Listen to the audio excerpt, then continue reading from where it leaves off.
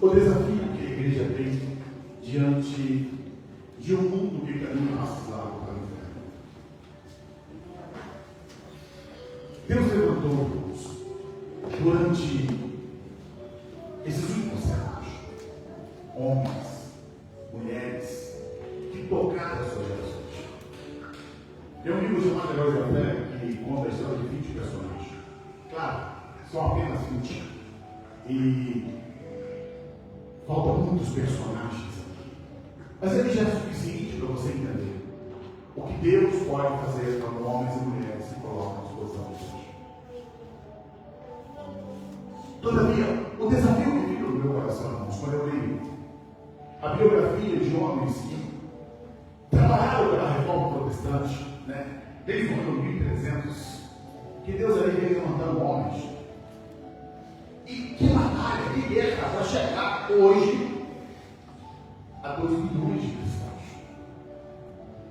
Mas que guerra linda que foi isso. Mas escuta uma coisa: todos esses personagens já estão mortos. Eles não vão ressuscitar, irmãos. Eles não vão vir fazer nada que mais nada. Sabe por quê?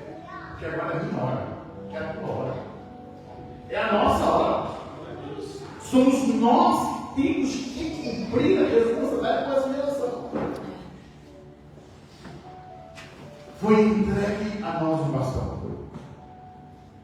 É interessante que nas Olimpíadas, quando fazem as provas de revezamento, geralmente 4 atletas, né? Eles vão fazer o percurso. O primeiro ele percorre e ele chega a uma altura, ele entrega o bastão para outro e o outro continua correndo. E depois passa para o terceiro e o último que recebe o bastão, ele vai chegar e ser o primeiro a chegar na frente. Escuta, se você tiver uma equipe que o primeiro conduziu a corrida toda em primeiro lugar, o segundo deu sangue dele e continuou, o terceiro, mas se o último pagar, não adiantou nada para fazer isso. A história da igreja é marcada por homens e mulheres que deram sangue e que fizeram coisas tremendas e tremendas. Nós estamos entendendo que estamos sendo hoje a última geração. O arrebatamento está muito próximo. Estamos chegando no tempo do fim. E se nós olharmos, irmãos, todo o trabalho que foi feito anteriormente é para a igreja. Mas temos hoje uma geração que caminha passos largos para o inferno. Uma geração que aceita um pouco a Brasil do inferno debaixo dos seus pés. E o que fazemos, irmãos? Acomodarmos? Assentarmos em mesmo silêncio? Achar que está tudo bem? Não, irmãos. Tem que haver um incômodo aqui dentro do nosso coração. Como cristãos, nós não podemos colocar nossa cabeça no travesseiro e dizer: minha casa está salva, minha família está salva, está aí o resto. E o que estamos? Jesus não diz assim: ide e pregai o evangelho para a tua família, por isso? Não. Ide e salvai os que você ama. Não. Ide, pregai o evangelho a toda a criatura. Ide fazer discípulos do teu vizinho, não. Ide fazer discípulos de todas as nações. Então, eu e você, nós temos diante de nós um grande desafio. Eu queria ressaltar isso para você, como o primeiro ponto. Agora, nós temos diante de nós desafios que são enormes, que são gigantes. Mas o que fazer diante de tudo isso, pastor? Nós trabalhamos com aquilo que nos é possível. Deus trabalha com aquilo que é impossível. Porém, Jesus disse algo que é verdade muito profundo. Jesus disse: os filhos das trevas são mais prudentes do que os filhos da luz. E eu estava mais cedo aqui falando com o Felipe. Queridos, cada vez mais nós vemos o grande crescimento das seitas. Uma das seitas que mais cresce nos Estados Unidos é o mormonismo. Mas os mormons, eles têm usado uma questão do marketing, e eles têm investido milhões de dólares em um marketing forte, com vídeos, com distribuição de material, de divulgação do livro de Mormon, com o intuito de cada vez mais arrebanhar Deus. A pergunta que significa para nós? O que estamos fazendo agora? Qual é o nosso investimento? O que nós estamos nos doando pelo reino de Deus? Vocês vão jogar?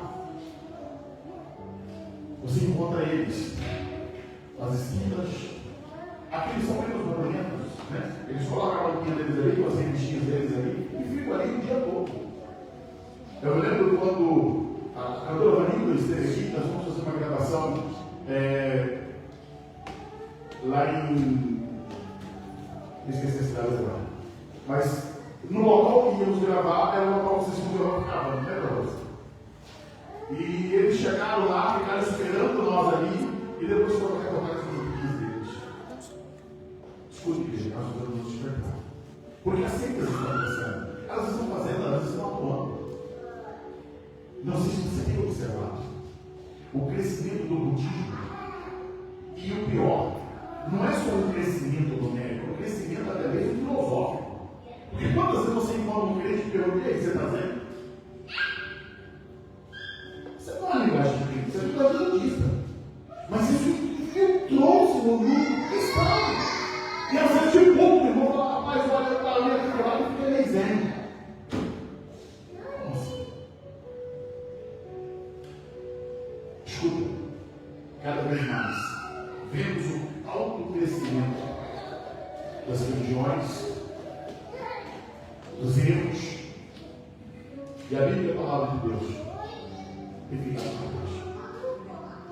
Ainda essa semana eu vi um pastor que foi preso na Inglaterra, pregando no ar livre, porque um homossexual se sentiu incomodado por ele estar pregando na rua, chamou a polícia algemou o pastor e levou ele preso. Queridos, nós estamos numa guerra espiritual. E se nós não tomarmos a nossa postura de igreja e dizer: não, eu vou fazer diferente, eu quero ser instrumento de Deus para salvar a minha geração. Não adianta nós pensarmos: ah, mas fulano não faz, a igreja tal não faz, tal pessoa não está fazendo. Irmãos, cada um de nós vamos estabelecendo conta a Deus individualmente. Eu sempre digo que quando nos apresentarmos diante de Deus, é você, Deus e mais ninguém. Não tem pai, não tem mãe, não tem marido, não tem esposa, não tem filho, não tem mais ninguém. É só você e Deus. Não adianta eu dizer: ah, eu não fiz por causa da rosa, ah, eu não fiz nada minhas filhas, eu não fiz. Não, Deus e Deus. Nós devemos prestar conta. Deus veio para cada um de nós, nós sabemos ajudar e para nosso pessoal. Agora, o que nós estamos fazendo com isso é que vai fazer a diferença sempre. Não é sobre a nossa eternidade. Vai fazer a diferença na eternidade de muitas pessoas. Eu sempre insisto como pastor. Igreja, quando você conversa com a pessoa, você não está olhando o interesse dela. Ah, ela não vai para o bar, ela não vai para o boteco, ela não vai para o show, ela não vai para o mercado, ela não vai para a igreja. Não, não é esse interesse. Você está mudando o interesse da terra. Ela não vai entrar no inferno, ela vai entrar no céu. Esse é o mais forte. Esse é o mais importante. Você mudou o endereço eterno de onde essa pessoa vai passar a eternidade. Por isso, amados, nós precisamos permitir o Espírito Santo como de Deus no nosso coração. Nos desperte para fazer a obra. Esse é o primeiro ponto. Segundo, eu vou perguntar para os irmãos: como você já fala espanhol?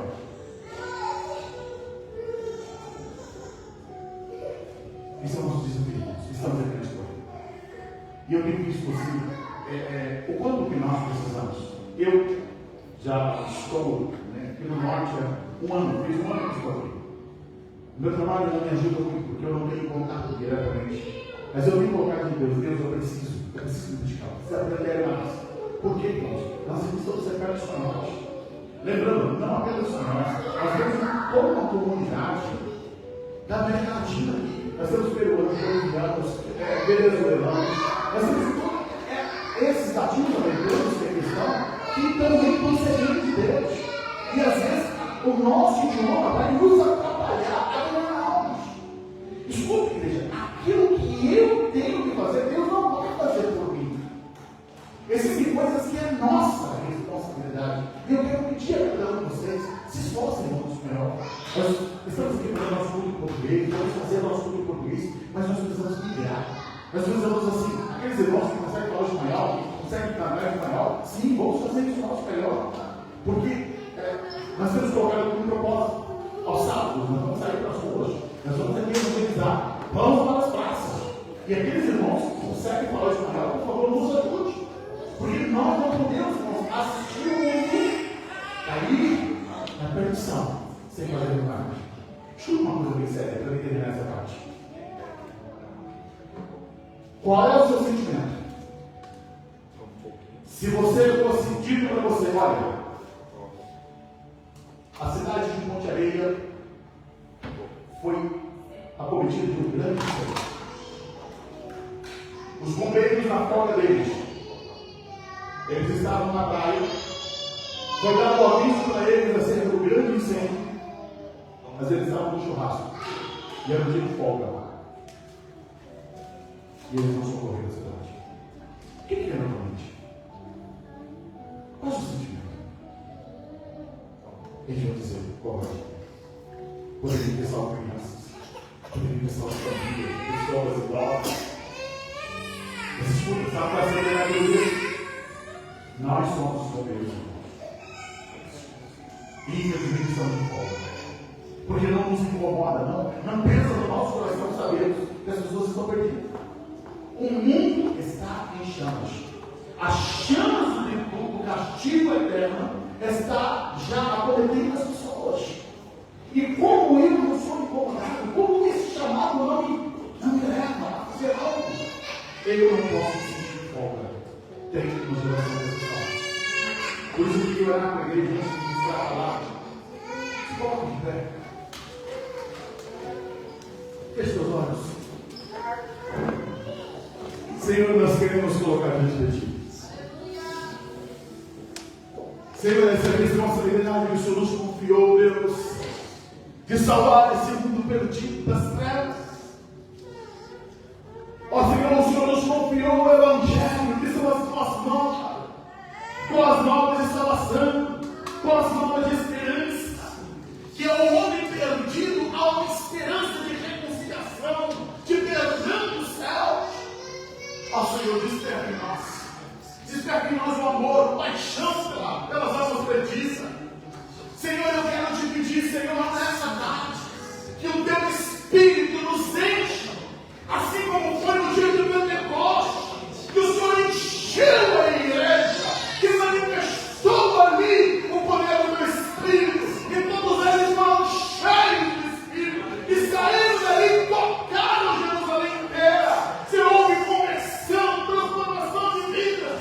Senhor, aquela cidade foi impactada pela Tua glória. E eu quero te pedir, Deus, atinja-nos com essa glória, atinja-nos com o Teu Espírito, nos encha para fazer a diferença, para proclamar o Teu nome, para anunciar o Teu Evangelho. Vem, Espírito Santo, faz perto dele o nosso coração, a chama de amor por Ti, amor pela obra, amor, Senhor, em realizar, Senhor, esse grande chamado que é propagar o Teu nome, proclamar as verdades eternas.